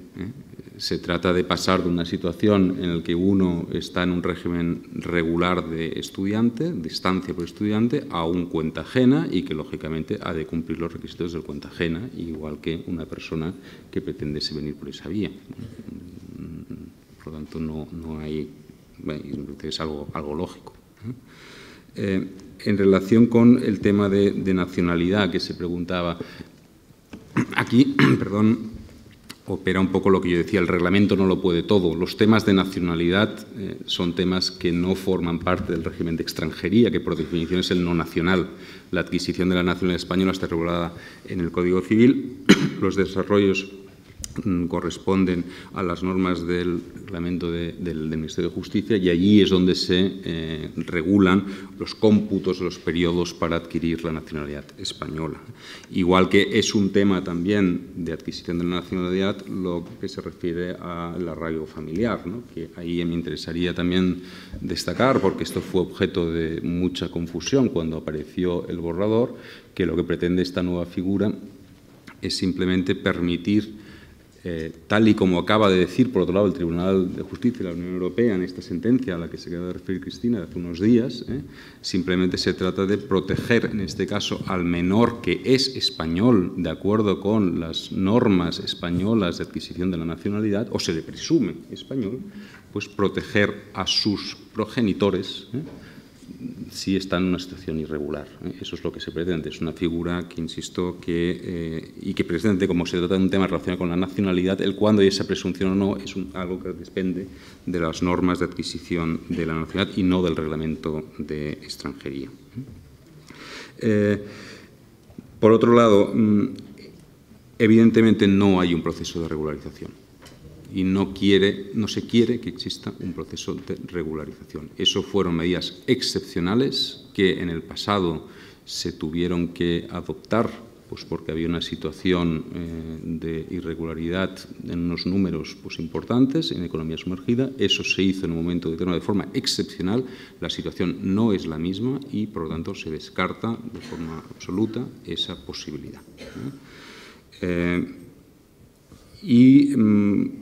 Se dice, bueno, ¿y por qué la duración del contrato tiene que ser igual que la autorización? Pues por una cuestión no solo de mandato legal, sino también de lógica. Si se trata de autorizar a alguien para que resida durante un tiempo y esa persona ha de poder mantenerse, pues el contrato que tiene que tener es por ese periodo.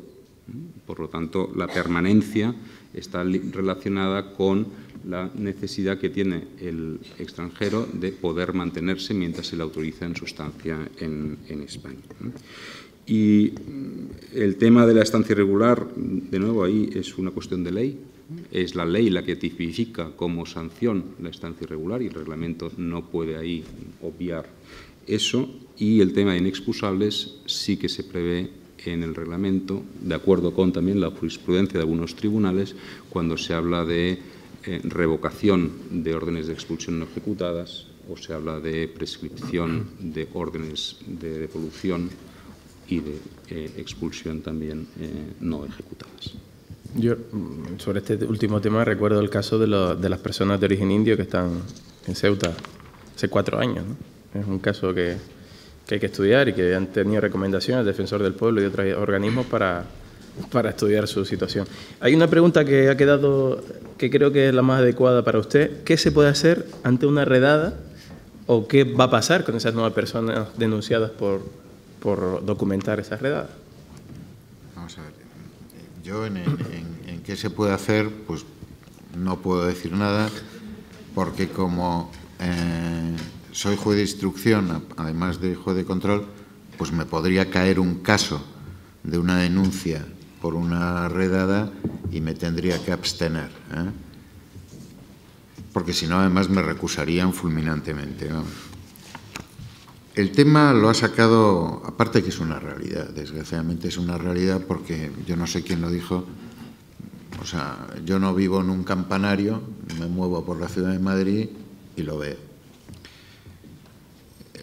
El cuarto informe ECRI, que se publicó el 8 de febrero del año 2011, ya lo dice, ya lo denuncia, y además lo denuncia en términos contundentes, que estas prácticas de controles de identidad por perfiles étnicos o raciales son, a su vez, generadoras de racismo y discriminación contra las personas por parte de los nacionales. Es decir, el ECRI lo que está apuntando es algo gravísimo que no hemos tenido ocasión de tratar, que es la denuncia de la xenofobia institucional y cómo las prácticas generadoras de xenofobia social no solo vienen en virtud de prejuicios, miedo al otro, etcétera, sino por este tipo de prácticas. ¿Yo qué puedo decir de esto? Pues que estas prácticas, desde luego, vulneran flagrantemente el principio de no discriminación. Ahora bien, lamentablemente, y a pesar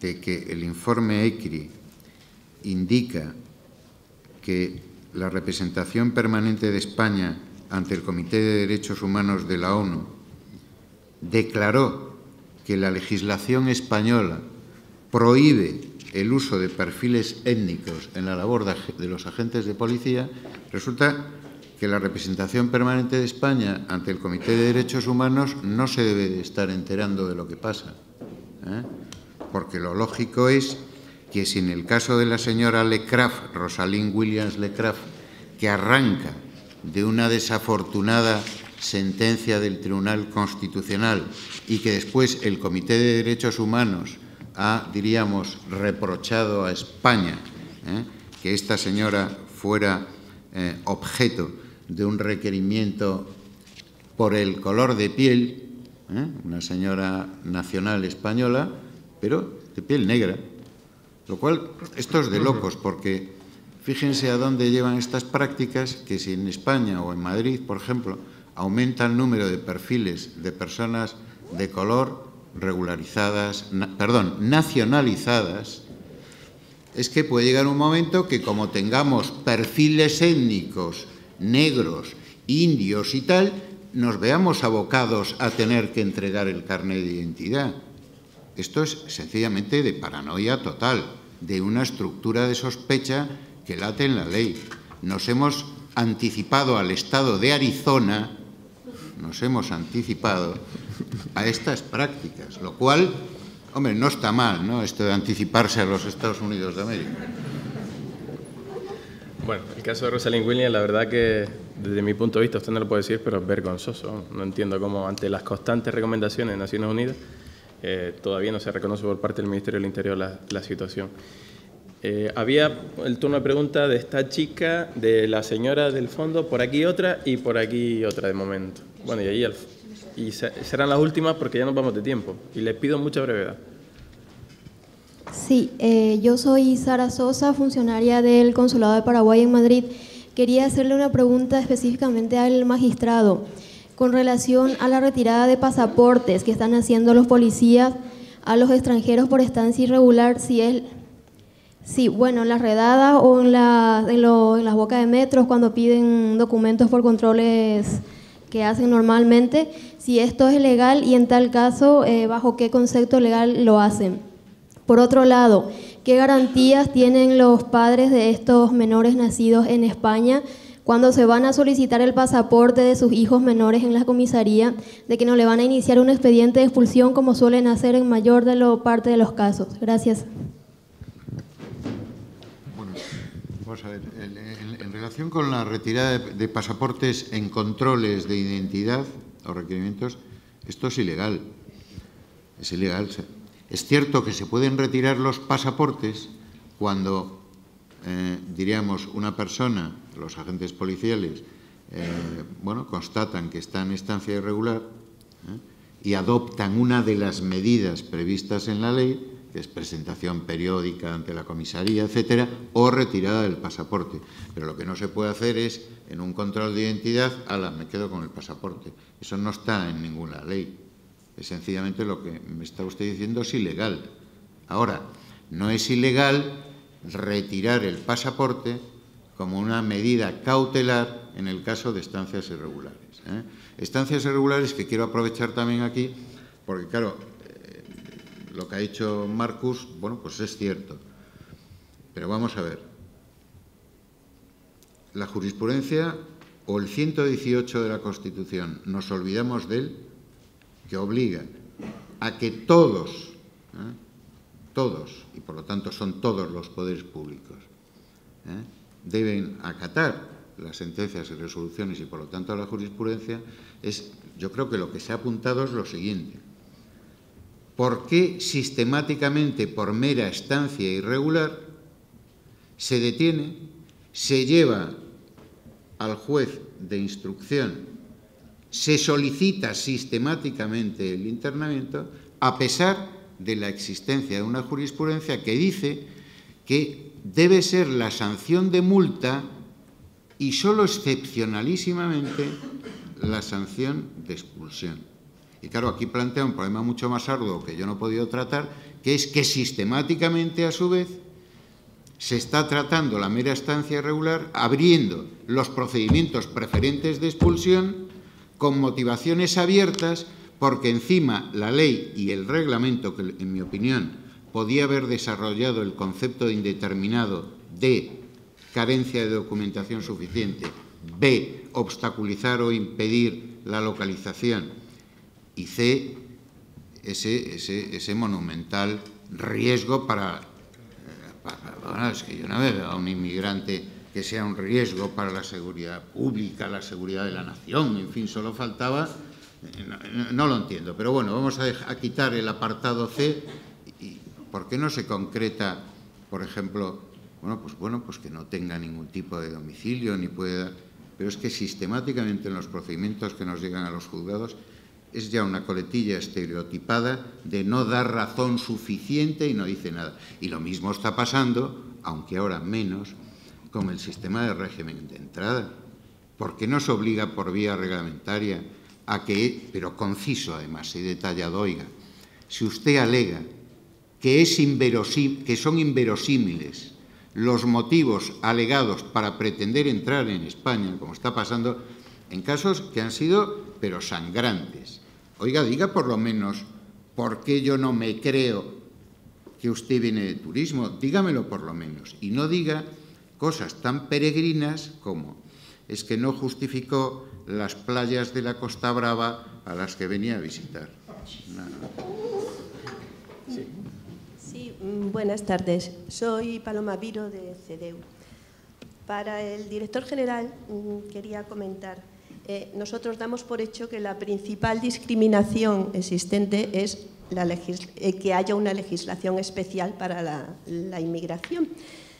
Pero ciñéndonos al tema del borrador de reglamento, que efectivamente el director general ha hablado de una casuística de condiciones muy prolija, como en términos positivos.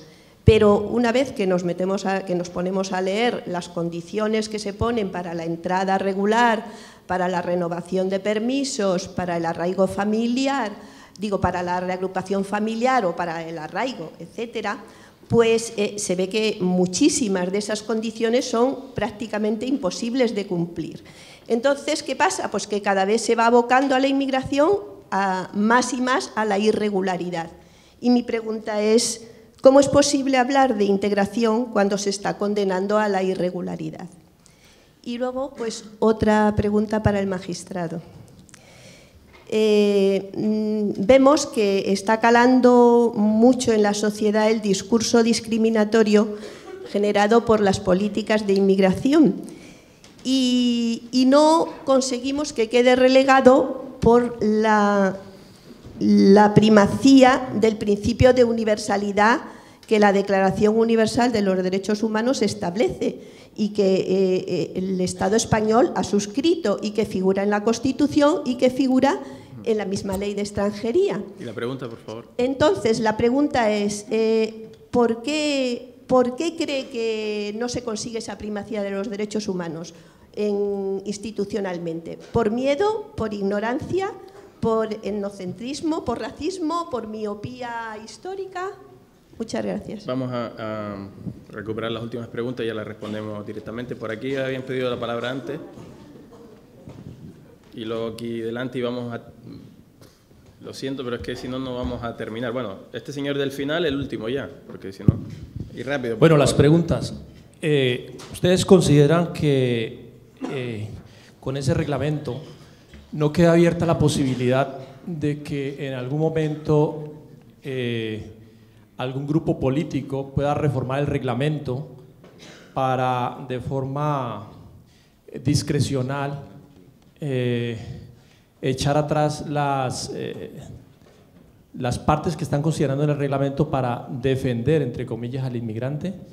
O sea, si llega un grupo político al poder, podría modificar el reglamento porque en el mismo queda contemplada esa posibilidad. Si el inmigrante, en esto que nos han enseñado de la globalización en donde circulan las mercancías y los capitales financieros, también deberían de circular las personas.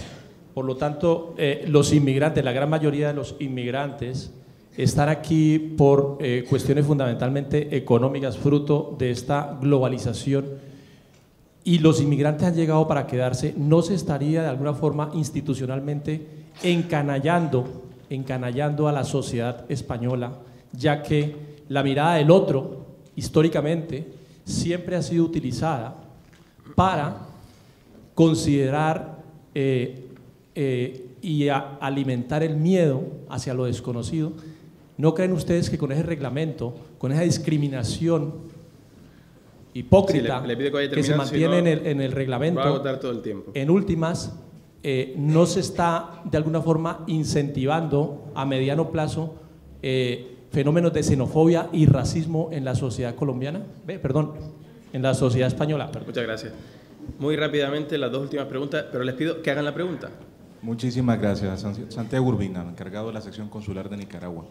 El asunto es básico. Quisiéramos saber si dentro del nuevo reglamento, que no hemos podido ver en su totalidad, se prevén mecanismos de coordinación con los agentes consulares españoles en las diferentes capitales del mundo o ciudades del mundo. Tenemos nosotros con harta frecuencia problemas y hasta a veces discrecionalidades que nosotros encontramos en la acción de los agentes consulares en América Latina en este caso. Vemos cosas que pueden ser solicitadas, cosas que en un momento determinado no deberían de ser solicitadas, y quisiéramos saber qué mecanismos de coordinación tienen ustedes. Muchas gracias. Sí, y la última, muy brevemente, ya pasamos a la respuesta. Yo muy brevemente para el director general, dos preguntas brevísimas. La primera, ¿qué opinión le merece la previsión contenida en el artículo 122.4 del reglamento de que a través de orden ministerial sean objeto de revisión los requisitos para el arraigo social? Y la segunda, ¿qué necesidad de involucrar a las comunidades autónomas en el trámite de las renovaciones, precisamente cuando es una competencia estrictamente estatal, cuando luego el funcionario de turno de las delegaciones y subdelegaciones del Gobierno, al tratarse de un informe no vinculante, puede pasar olímpicamente de ese informe y, ante un informe favorable, denegar? Y no solamente no salvar de la irregularidad sobrevenida a esa persona, sino condenarla pues, a dicha irregularidad. Muchas gracias. Bueno, muchas gracias. Turno de respuesta. Empezando por estas últimas. La decisión de involucrar a las comunidades autónomas deriva de la ley. Es el Parlamento el que dice que, en la última reforma de la ley, que se tendrá, en caso, se valorará especialmente el esfuerzo de integración acreditado por las comunidades autónomas en un informe positivo. Eso responde a una lógica, ¿no?, por otro lado, y es que en relación con la integración, las comunidades autónomas, igual los entes locales, en cuanto a entidades administrativas más próximas, pues pueden acreditar mejor esa situación de integración. Lo que se hace en el reglamento es simplemente esa previsión, desarrollarla y acogerla en el marco del sistema de distribución de competencias que tenemos. 122.4 se trata de poner de manifiesto la excepcionalidad del arraigo social, es decir, que es una vía que existe, pero que es excepcional. No estamos ante un derecho, como estaríamos en la regulación familiar, estamos ante un mecanismo extraordinario e individual y, en ese sentido, pues con ese régimen de modificación peculiar. El amigo nicaragüense preguntaba el tema de la coordinación con los consulados. Esa es una idea muy importante en el reglamento. ¿Qué mecanismo se prevé para coordinar mejor la Administración General del Estado y las oficinas consulares de España en el exterior? Pues una regulación de los procedimientos donde queda claro, y eso sí un esfuerzo importante a la hora de elaborar el reglamento, quién tiene que controlar cada cosa, de forma que no se produzcan comprobaciones dobles y, por lo tanto, en su caso, contradictorias de un mismo requisito. En todo el reglamento, insisto, se dirá qué controla la Oficina de Extranjeros, qué controla el consulado, y ese es el mecanismo de coordinación que se establece. En relación con otras preguntas, yo, por un lado, y de forma general, porque ya estamos al límite del tiempo, el hecho de que, es decir, yo no niego la existencia de discriminación como afirmación general por el hecho de que al extranjero se le someta a una legislación especial o unos requisitos especiales. Esto es algo común en todos los países, que nuestra Constitución avala también en el artículo 13, de que al extranjero se le puede someter a requisitos distintos que al nacional. Otra cosa es que esos requisitos tienen que ser proporcionados, tienen que ser coherentes, y yo creo que eso se cumple sin lugar a dudas, y por lo tanto no creo que se pueda hablar de condena a la irregularidad, como se ha mencionado aquí, o como regulación directamente discriminatoria. Sinceramente creo que no es así. Y finalmente se hablaba del reglamento, de su posible reforma. Bueno, el reglamento es una norma de ejecución de la ley que aprueba el Gobierno, por lo tanto el Gobierno en cualquier momento, este o cualquier otro Gobierno, puede reformar el reglamento igual que ahora se está haciendo. Bueno, yo hay una cosa que ha salido ahí en una pregunta muy bien. el artículo 13 de la Constitución dice lo que dice, el 14, desgraciadamente, dice lo que dice. Lo que pasa es que yo creo que la pregunta se ha planteado en que, bueno, si los tratados internacionales en materia de derechos humanos forman parte del ordenamiento jurídico español, pues ¿por qué no se atempera al máximo? Porque claro, yo sé que es imposible de atemperar el 13.2 en relación con el criterio de reciprocidad. O modificamos la Constitución, bien, de acuerdo. Pero en otras cosas yo creo que sí se puede evitar muchas discriminaciones aplicando pues casi directamente los pactos y la Declaración del 48. España, obviamente, el Convenio de Protección Internacional de Inmigrantes y sus familiares no lo ha firmado y además ha dicho que no lo va a firmar, ¿eh? Pero yo creo que la pregunta va por ahí, es decir, se está denunciando en la pregunta algo que sí es verdad, que estamos cayendo en una retórica declamativa de los derechos humanos y después resulta que cada vez vamos discriminando más, diremos, con base, bueno, sí, yo no lo niego, el 13 ni el 14 y la doctrina del Constitucional sobre los derechos que tienen todos, derechos que no tienen y derechos de configuración legal, por entendernos rapidísimamente. Pero claro, se podría acotar, vamos a admitir, y después hay otro problema, que es que los constituyentes, cuando lo hicieron, España era país de emigrantes, aún seguían muchos emigrantes, y es que yo creo que ni se les pasó por la cabeza pensar que España podría ser país de inmigración. Pero bueno. Sí.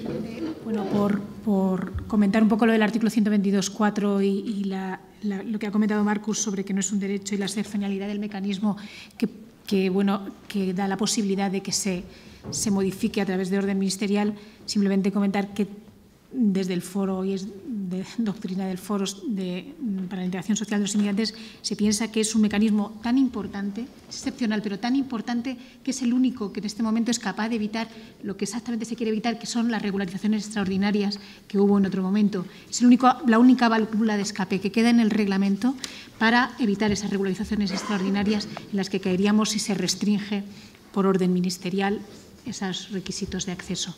Simplemente comentar eso.